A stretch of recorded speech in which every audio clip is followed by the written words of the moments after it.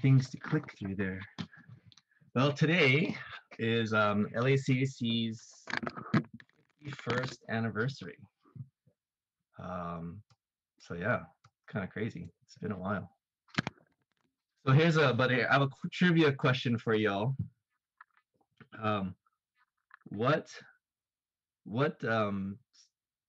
U.S. territories could become the 51st state? I don't know. I guess you guys have to. I don't know if you can unmute yourselves. This is supposed to be an interactive question, but I forgot. Washington. Sorry, one at a time. One at a time. Go ahead. Washington, D.C. Yep, that's one. Puerto Rico. Puerto Rico. That's two. Those are the ones I think are the front runners. Greenland. Guam. Guam is one of them. Guam's a territory. Yes. U.S. Virgin Islands. Yes, that's another one. Two left. Two left.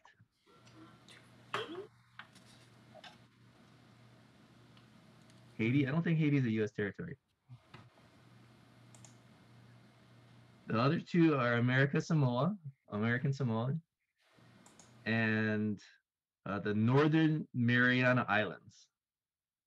I don't know where the Northern Mariana Islands. I have to go find that one. But just in honor of trying to figure out 50 other things that have 51 things to it. That's all that was. But yeah, so this is LACAC's 51st anniversary, and we're having our annual meeting later on today. So it's at 1 o'clock. So if you guys are able to, you're welcome to join that. And I think I don't know if it's just because of COVID or whatnot. Trying to think of like where is the church supposed to like focus for or the English majority or church focus for the next couple months and even next year. And it's been really I don't know. It's so hard. Everything's so really uncertain right now with COVID, like when vaccines coming and when things gonna stop, and it's really hard to even think through some of that. I kind of, for those of you who have kids or had kids, it's sort of like those first couple of years of having kids. You're in survival mode and you can't remember from 0 to 3 or 4 years old, and you're like all of a sudden time's gone by and you're like, what happened? Where'd those years go? And then 5 to 10 years later, trying to figure how can I repick up volleyball and how can I go figure out how to go fish around somewhere else. And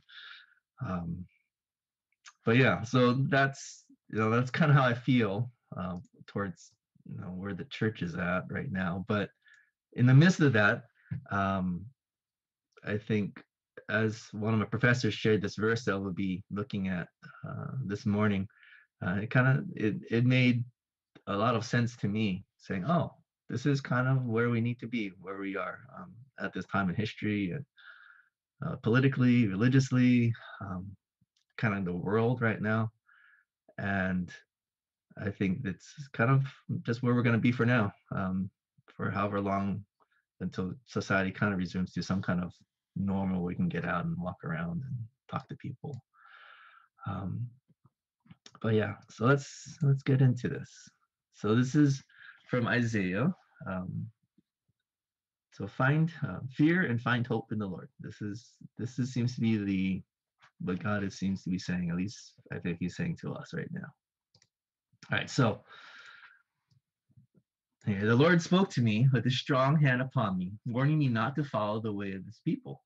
He said, do not call conspiracy everything that these people call conspiracy. Do not fear what they fear, and do not dread it. And this, the idea here is that God is, when he talks about the strong hand, it's sort of this idea that God came to him and had this strong prophetic influence on him, where he was like really feeling, okay, God is speaking this to me. So I don't know if you ever had those feelings every once in a while. I know every once in a while, even when I wasn't a pastor, I had those times where I was like, I feel like God's really saying, I need to say this. I always fight with him, and to the point, it's like, all right, fine. It's just kind of burst out of me at that point because I just can't fight with him anymore. But every once in a while, right, God has this deep conviction that he pushes upon us. And so that's kind of that first part of me, right? His strong hand was upon me.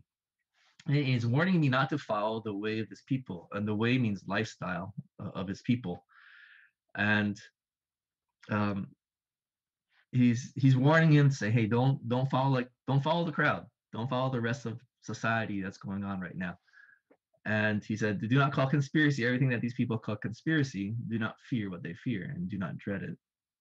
And to understand that part of this passage, we need to go and find out kind of the backstory of what God is doing, right? What God is what God is speaking into, the situation around him, around Isaiah. So before I talk about verse 12, let's go back and see what is God, what kind of situation is God speaking to Isaiah in. All right, so this is kind of the backstory. I summarized it because there are a lot of verses there and a lot of words that weren't necessary. If you want, you can look it up yourself. But here, I said from Isaiah 7. So basically, the backstory is that kings of Aram, which is one of I guess, modern day Syria, and Israel allied together, and they went up to go fight against the king of Judah, which is, his name is Ahaz. And they were going to go up there and they want to take his land. They want to split all of the land of Egypt, of Judah, and they want to install like a puppet governor, a puppet ruler on the throne of Judah. Yeah, so that was their plan. So what they actually did, they went and besieged Jerusalem. They went and attacked it. And you read in the Chronicles, it talks about how there are massive casualties. In one instance, one day they lost 120,000 men. So we don't know if that's like really 120,000, because that seems, I don't know, that's a lot. That's a huge number of people. Or if it means like 120 military units. There's always this discussion whether it's, should that be a unit, like 1,000 is a word for unit, or is it actually really like 120,000 people? Anyway, they had a massive casualties. And one of the instances, again, the nation of the nation of Israel went and took 200,000 people from Jerusalem. And so they've had these, Jerusalem, the kingdom of Judah is not doing well. And they, as much as they beat up on them, they weren't quite able to defeat them, but they inflicted a lot of damage on them. And so, of course, I don't think any of us, well, maybe Dante, but I mean, the United States has never really been besieged, right? We don't really worry about being invaded. We're not like almost anywhere else in the world where you can have armies come charging across your borders, right? And so we may not understand just maybe the pressure that the king of Judah was under, and maybe the people of Judah were under, or people of Jerusalem were under. I think however many months ago, I felt like COVID was kind of like a siege, or you have siege mentality, and you're afraid to go outside, you're afraid to go and trust people around you because you don't know if they're sick. And so you kind of have that sense, right? That like doubtful, like, oh, I don't know what I can trust. I don't know, very uncertain. And that's probably the closest that maybe we would get to where the people of Jerusalem and the king of Judah was at. Okay, but in the midst of this, in the midst of that, God goes and sends Isaiah to Ahaz, and he tells him a bunch of things, but I list out the important ones. Right? So he says, be careful, keep calm, don't be afraid, do not lose heart because of the alliance. Right? Don't worry about them. Don't get all worked up over them. And again, if you're losing that many units or that many soldiers every day, you can imagine the king's like, hey, this is a big deal. Okay. But this is, again, so the Lord is sending Isaiah and he says, hey, be careful. Careful as in how you think, right? Keep calm and don't be afraid. Do not lose heart because of the alliance. The plot of to depose him, right? The plot to put a puppet ruler in place, that plot will not take place. No, sorry, it will not. It's not talk. It should be will not take place. It will not happen. And that the Lord would deal with the kings of Aram and Israel in due time. All right, and then he finally says, if you not stand firm in your faith, you will not stand at all. Of course, meaning that you'll be removed. Right? So this is in the midst of this, being besieged. Lord sending Isaiah to tell Ahaz, hey, look, there's hope. Just trust in me. And if you keep reading in Isaiah 7, Isaiah says, hey, Ahaz, ask for a sign, any sign that you want. I'll do, God has said, any sign you want, we will do it. We'll perform it. And Ahaz says, no, we're not gonna test the Lord.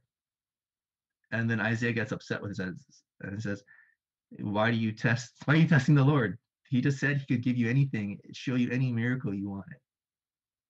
Okay? So this is actually where you get the promise of a virgin, coming, a virgin of a virgin being with child, right? Predicting Jesus Christ. So, but in the midst of this, right? So again, the backstory is in the midst of this being besieged, in the midst of all these these two kings attacking Jerusalem, Isaiah comes to King Ahaz and says, hey, look, God is with you. Don't be afraid. Just trust in him. And so, of course, if you read actually King Ahaz's bio in Second Kings and also in Second Chronicles, you'll see that he's listed as he did not do right in front of the Lord. Right? He actually goes and worships other gods. Even after this, he goes and after the king of Aram is killed, Ahaz actually goes for Damascus or where King Aram was at, and he sees an altar there, and he says, "Hey, those gods, his gods helped him defeat me, so I'm going to adopt him as my god." Right. So this is King Ahaz, and God is still trying to speak to him and say, "Hey, look, trust me, trust me." Okay, but ultimately, this is what Ahaz does. Right. Ahaz sent messengers to Tiglath-Pileser, king of Assyria. I am your servant and vassal. Come up and save me out of the hand of the king of Aram and of the king of Israel, who are attacking me. Right. So instead of acting in faith, instead of acting in trust, he actually goes and seeks out an external power to come and save him. And actually, if you look at it, it's not even he's actually saying that he's a vassal, right? He's making his vassal treaty. He's saying, "Hey, I'm your servant." So basically, in those days, it's not it wasn't like he was coming in as an equal and saying, "Hey, I'll protect you if you protect me." It wasn't a treaty of equals. It was more of I'm your servant, and because I'm your servant, you have to protect me. That's kind of how that works out here. And so instead of trusting the Lord, Ahaz makes this vassal treaty with Assyria. Okay, and that's, if you can imagine, if you're in Jerusalem at this time and you're hearing all these different rumors, the word that the NIV uses, the word conspiracies, that's kind of what that word means. Is conspiracies could mean could mean alliance, or it could mean conspiracies. The rumors that there's all these rumors flying around. Like, not only is there these two kings going to come attack us, there's this rumor about this coup d'etat that's going to happen. There's rumors that maybe the Ahaz is going to make an alliance with the king of Israel, king of Assyria. It could also be that the idea of rumors is that Isaiah, because he actually is opposed to the alliance with Assyria, it could be that could be the conspiracies about Isaiah. Like, hey, Isaiah is plotting to oppose the king, or Isaiah is a traitor because he's opposing the king. Okay, so there's all these conspiracies going around, right? And if we do a quick reflection into the United States, in modern day, you have all these kind of ideas, lots of conspiracies going around, and it's very unsettling, to say the least, right? And at that time, God was saying to Isaiah, do not call conspiracy everything that these people call conspiracy. So for them at that time, God's not saying that everything is not a conspiracy. There might be some that are really conspiracies, but it's in a different way of thinking, it's we're supposed to be critical, independent thinkers, right? And the first part of it is that believers are supposed to be different from those that do not follow God. But more than that, it's, or how does that look like, or how does that work out? It's like we're supposed to be critical, independent thinkers. We don't call everything conspiracy. That's maybe a conspiracy. We actually have to go and work it through and think it through and look at it. Not only that, we do not fear what they fear and do not dread it. And then I think this is just more when I see that second part about do not fear, it's do not be overwhelmed by fear. That's probably a better way to say it. Because if we think about, if we were to compare ourselves, I compare myself with what does the world fear that maybe I shouldn't fear, don't fear. And it's like, well, a fear of death is actually a good thing because then it keeps you a little more sane in life, right? A fear of not having enough money to pay your bills may be a good impetus for you to go to work. So it's probably not best to read it as like individual specific fears, but it's do not let your fear of the unknown of whatever danger it is overwhelm how you think. Because the point is, as we'll see in the next part is to fear God. And I recognize that when I read this, there's real fine, I won't say balance after you strike, but you have to make sure we're reading this in the right way. Because if we read it as, hey, it's Christians against the world, you are susceptible to a lot of thoughts that take you to a place where you probably shouldn't be. Right? Because if you're saying, hey, if we are saying don't call conspiracy everything that these people call conspiracy, it could be, well, what things are conspiracies, what aren't. And we could get to some really, again, you can see the different groups out there that might change your thinking on things. Do not call everything, and if you get into the, hey, I'm not supposed to fear of anything that people are afraid of, then you're like, well, then you might say, well, everyone's afraid of COVID, so I shouldn't be afraid of COVID because that's what they all fear. Right? That's not what this is saying. This is saying, be careful what you think. Just don't read the headlines and go, okay, I know what everyone's saying. Say, no, read through, dissect, look at, analyze, and say, okay, what is really being said? What could be the truth? What might be the truth? What definitely is not the truth? And you have to look at it. Just don't jump to conclusions. And then don't be driven by that fear of, anything that's not trusting in God is wrong. Okay, that's fear. Ahaz, that was his challenge, right? He has all these conspiracies coming in, and he's like, well, what do I do? And God is saying, trust me. And at some point, he obviously made a decision, says, you know what, I can't deal with it. I'm going to trust in my own way of doing things. And that's what God is saying that we need to be careful of. Right? And so again, we can come back to how can we apply this in modern day? And I know I'm trying to walk a tightrope that is really hard to walk. Because you will have people say, hey, there's conspiracies, there's deep state, and there's not, and how do we live in that? And what kind of fear does that bring? And for the ones who are younger, you don't.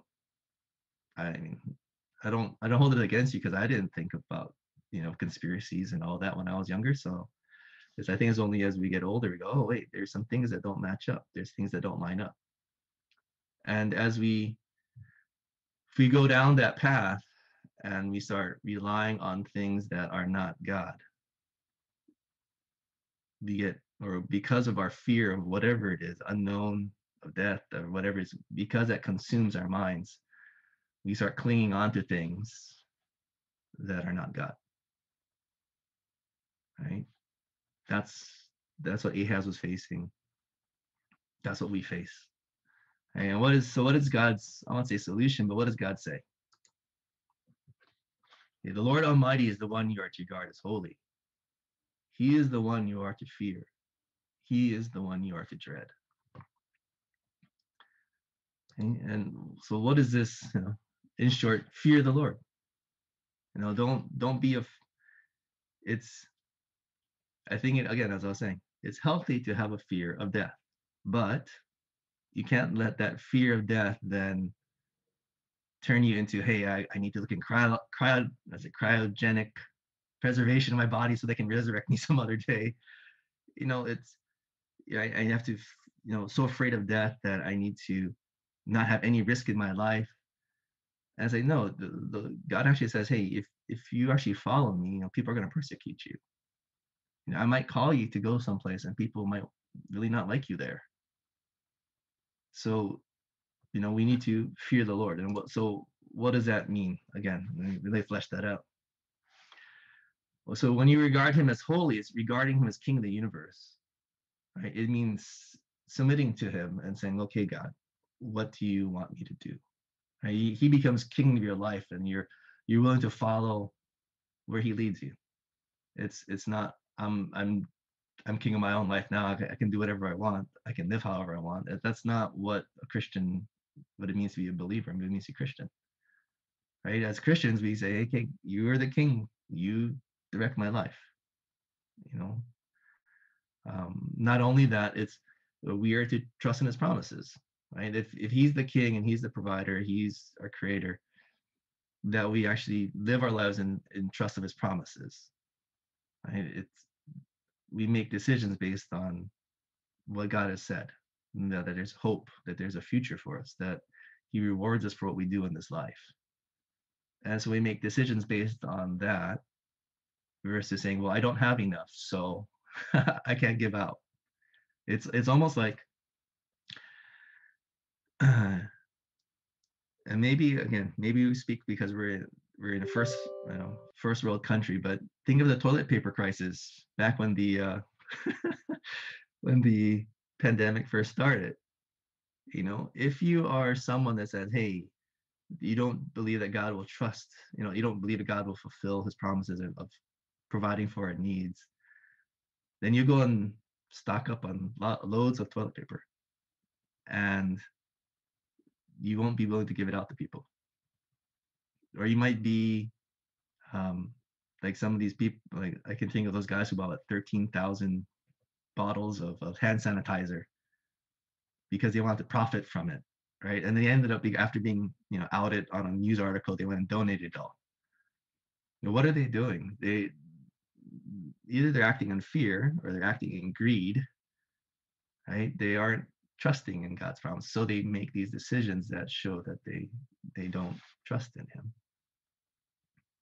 right? And a third way to understand this idea of fearing the Lord is be afraid of provoking his discipline for not trusting in him. Right? That's actually what happens in the Old Testament. That happens to Ahaz and actually the kingdom of Judah and the kingdom of Israel, is that they didn't trust in him. They refused to trust in him. They kept sending prophets to them saying, hey, trust me. Stop trusting in Egypt. Stop trusting in Assyria. Stop trusting in Babylon. Stop trusting in these idols. Stop trusting in the gods of the land that you're supposed to kick out and destroy. Stop trusting in them. Trust in me.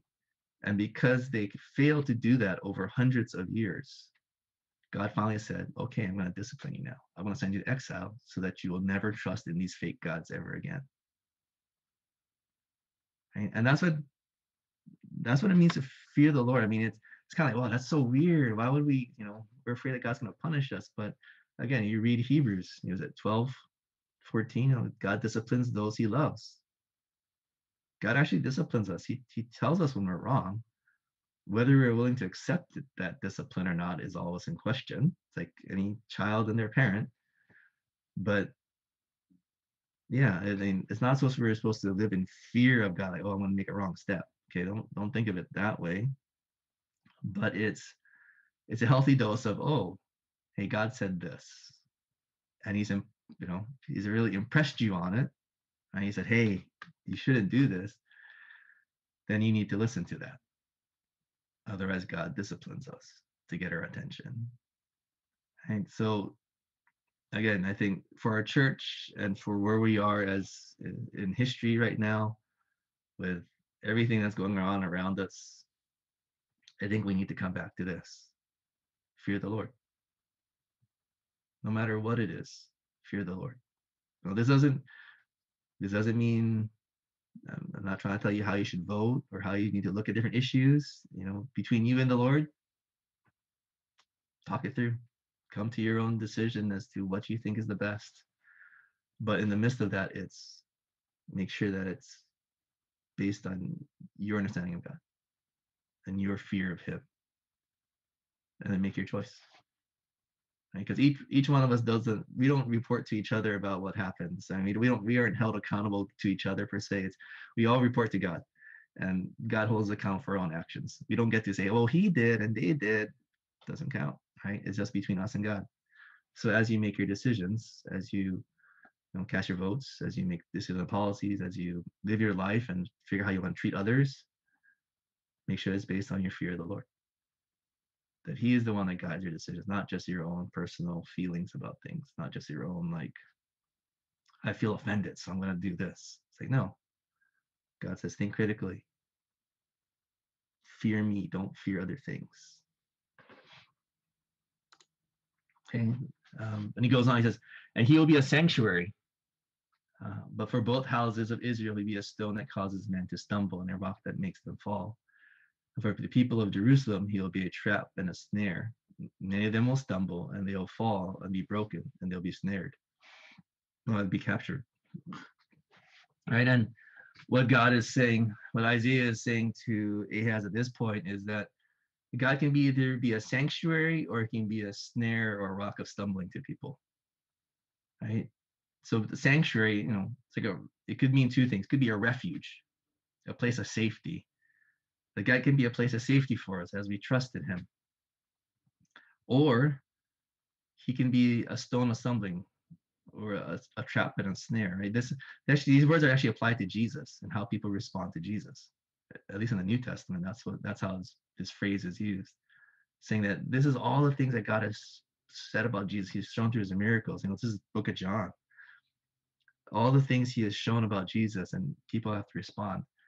And if they choose to respond to Him, God is their sanctuary, right? He saves us from death. He gives us a place in heaven. He rewards us.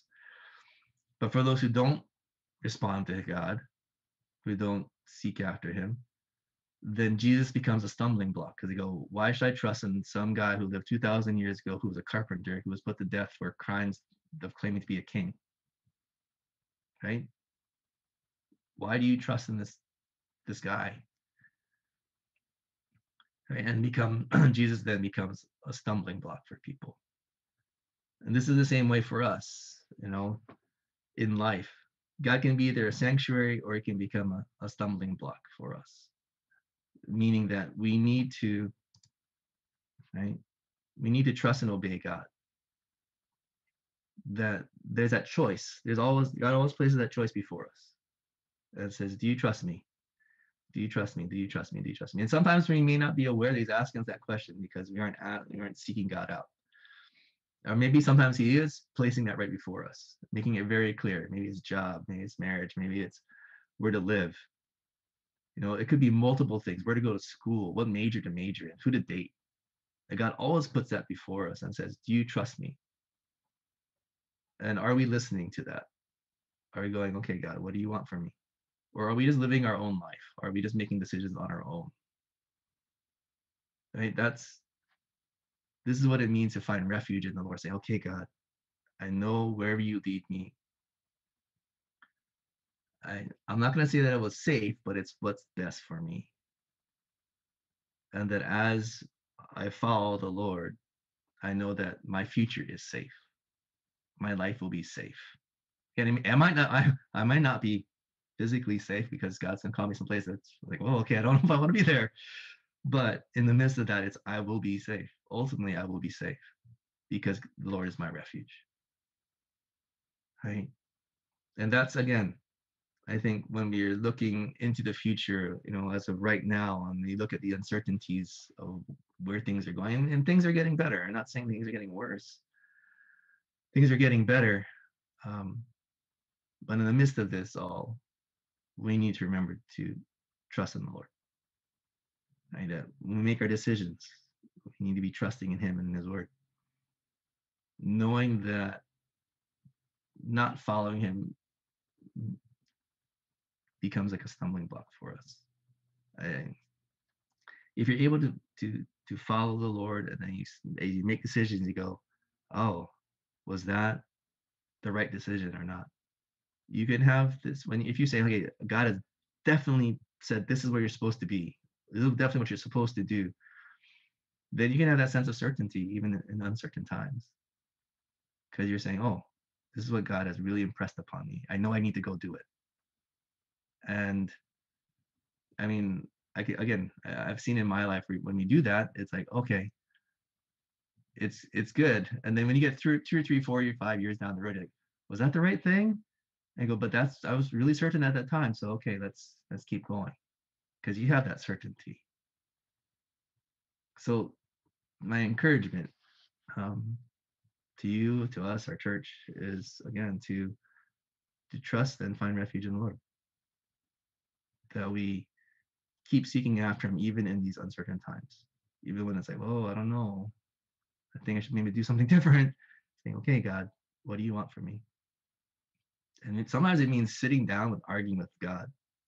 You might argue with Him for weeks on end. And if you're thinking, wow, that's a strange thought. Well, try it and see. If you really seek the Lord, He'll make it clear. I just share 2 stories about that. One, I remember I was called off of leadership from a fellowship group. I was like, well, I started this group, God, what do you mean? And arguing for 2 weeks. And I felt like God saying to me at the end of those, arguing all the time, because He wanted me to step off and I didn't want to. And ultimately God said, I put you onto leadership and now I'm taking you off. I have something else for you to do. And then that summer, I was walking with someone who was, was pregnant out of wedlock, trying to decide whether they're going to abort their baby or not. I was like, wow, that was a crazy summer. The other one, as you guys know from my own histories, arguing with God about going to seminary. Argue with God for almost a full year about going to seminary. I don't want to go. I don't want to go. I don't want to go. I don't want to go. You can't make me. Yeah. So all those were done in the sense of, okay, God, what do you want from me? How do you want me to trust you? Right? And once those decisions were made, like, okay, you want me to do that? All right, let's walk forward. Let's go do it that way. And that's the kind of trust that we need to have in God.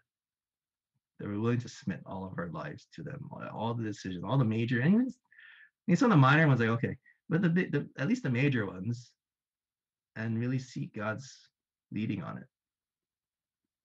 Because as we do that, God gives us that sense of peace. He reminds us, yes, this is the right way. Yes, it's hard, but this is the right way. And it's always nice being in closer relationship with God, because you know you're doing what He wants. Let me pray for us. Lord God, we thank you for being our God. Lord, that you actually approach each one of us the way that we need to hear from you. Some of us are like me, kind of hard-headed, and you got to kind of beat us up a little before we listen. And for others, that they're more soft-hearted and tender-hearted towards you.